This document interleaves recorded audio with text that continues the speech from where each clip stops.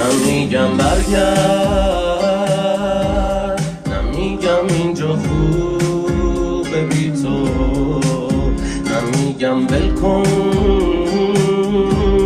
واسه من کل زندگی تو، نمیگم قلبم نمیتپه بی تو، میتپه ولی خب یه چیز دیگه ای تو. نه ازت میخوام